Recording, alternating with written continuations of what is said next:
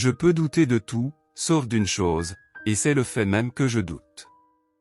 Autrement dit, je pense, donc je suis.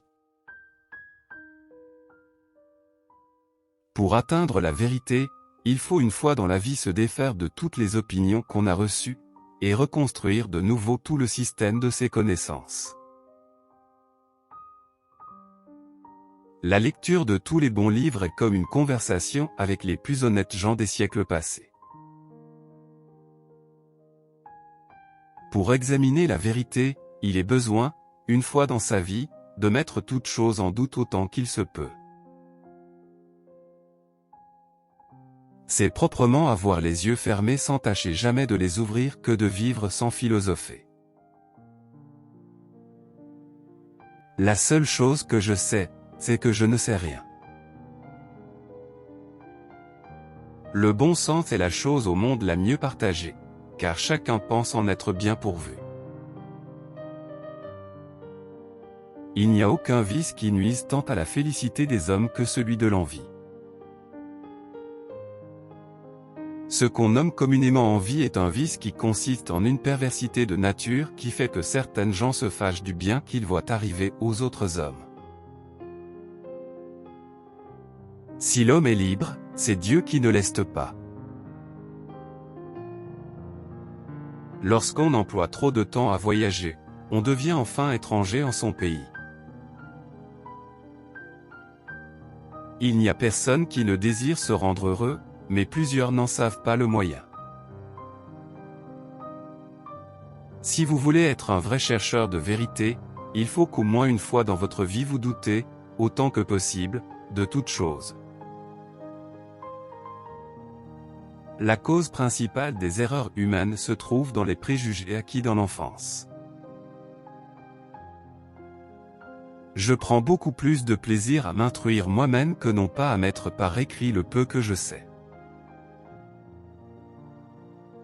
L'émerveillement est la première de toutes les passions. Chaque problème que je résolvais devenait une règle, qui servait ensuite à résoudre d'autres problèmes. Diviser chaque difficulté en autant de parties que possible est nécessaire pour la résoudre. La lecture de tous les bons livres est comme une conversation avec les plus honnêtes gens des siècles passés. Pour bien juger des opinions des anciens et des modernes, il faut les examiner et les peser, et non pas les compter. Il est bon de connaître quelque chose des mœurs de différents peuples, afin de juger des nôtres plus sainement et que nous ne pensions que tout ce qui est contre nos usages est ridicule et contre raison. Le premier des arts est de conserver sa propre liberté. Il n'y a rien de plus équitable que de se taire quand on n'a rien à dire. La plus grande marque d'amour qu'on puisse donner à Dieu, c'est de le connaître. L'homme est plus facile à connaître que Dieu, mais il n'est pas plus facile de le connaître lui que de se connaître soi-même. Le bonheur ou le bien n'est pas en nous comme une qualité ou une action, mais comme un état ou une manière d'être. Rien ne peut être plus fort qu'une vérité dont le temps se charge, et la reconnaissance de cette vérité ne dépend pas des hommes. La meilleure des sciences est sans contredit la physique, car elle a pour objet les causes les plus universelles et les plus simples. La plus constante et la plus générale des erreurs que nous commettons, c'est de croire que ce qui est vrai doit nécessairement être évident à l'esprit. Les paroles que l'on adresse à Dieu sont des pensées et non des paroles, car Dieu n'a pas besoin qu'on lui parle pour nous entendre.